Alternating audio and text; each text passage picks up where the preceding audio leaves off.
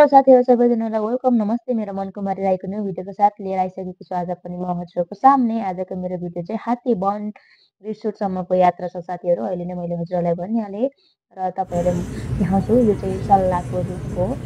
हामी गाउँमै बसेको भएकोले होला तर यो वनहरु देख्दा एकदम धेरै कस्तो रमाइलो लाग्ने के शहरबाट जस्तो जंगलतिर जाँदाखेरि है। र तपाईहरुलाई पनि मैले देखाउँदै छु है। हेरिदिनु होला सबैले पनि। हेरेर नयाँ साथीहरु जोडिनु भएको छ भने सब्स्क्राइब पनि गरिदिनु होला है। र एउटा लाइक पनि गर्नु होला। यो चाहिँ गुराँस फुलेको छ।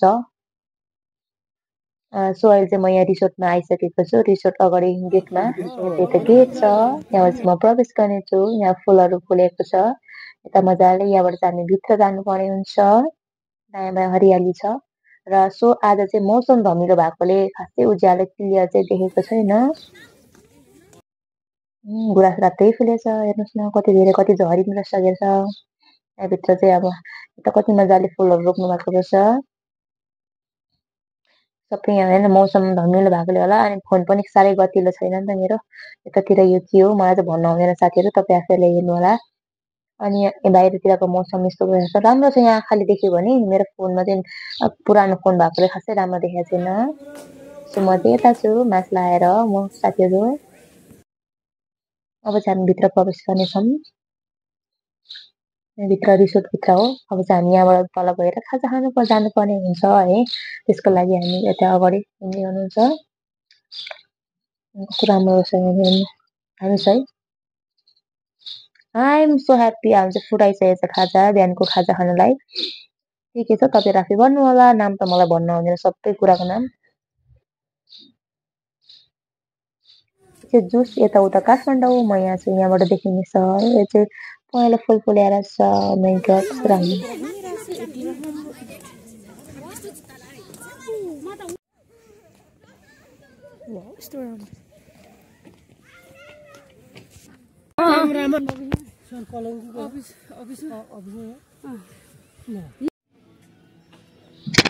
कस्तो राम्रो फुल फुलेर छ यहाँ पहेँलो फुलहरु। म चाहिँ यतातिर एक्लै भए पनि घुमिरहेको छु।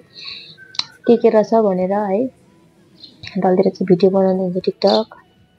म चाहिँ यतातिर सिडी सिडी भए पनि घुमिरहेको छु। यो रुख चाहिँ मलाई कस्तो मन पर्छ है। नाम चाहिँ थाहा छैन। लखर लखर लखर लखर म चाहिँ यतातिर हिँडिरहेको छु है। किनभने अब सहरमा त यस्तो घुम्न पाइँदैन हैन। घरै घर हुन्छ। अनि अहिले बाहिर निस्केर यसो हेरेको गुराँस फुलेछ हेर्नुस्। लाली गुराँस नेपालको बोतल पनि फालेर छ यहाँनिर हेर्नु। फुल रोप्ने ठाउँमा कस्तो मान्छेहरु हुन्छ है हेर्नुस्। यो चाहिँ काठमाडौँ देखिन्छ है। यो हात्ती वनको रिसोर्टबाट हेरेको दृश्य हो। चियर पनि दामी दामी छ। ओहो कस्तो दामी छ यो चियरहरु चाहिँ मलाई मन परेको हो। हामीले खाजा खाने ठाउँ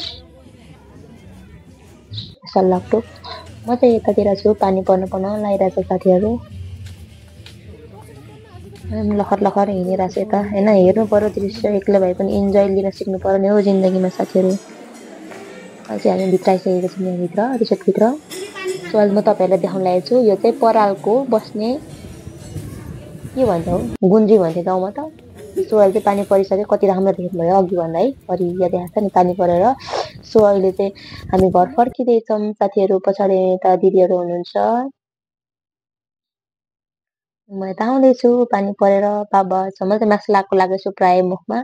किनभने मुखमा घाउ आएर छ नि त मेरो। सो त्यही भएर साथीहरु यस बेलासम्म हेरेर साथ सपोर्ट गर्नुहुने सम्पूर्णलाई धन्यवाद भन्न चाहन्छु। र जोडिँदै गर्नु होला। माया नमार्नु होला। अहिले चाहिँ हामी हिँड्दै झरेछौँ के माथितिर बसले ओह्रालोमा थाम्न सकेन आएर हामी चाहिँ हिँड्दै झरेछौँ। अहिले चाहिँ हामी चाहिँ हिँडेर गइरहेछौँ अलिअलि। दामी छ मौसम। बाटो चाहिँ एकदम कच्ची छ क्या यहाँनिर। बाटो चाहिँ खप्पिसक्नु छैन। त्यही पनि हिँड्नु त पर्यो। स्ट्रङ त गर्नु पर्यो नि हिँडेर हैन। अब हिँड्न बानी नपर्नेहरू चाहिँ गाह्रै हुन्छ। तर पनि ह्याप्पी नाइस छ। लड्छ नकुद्ने यसरी ओह्रालोमा।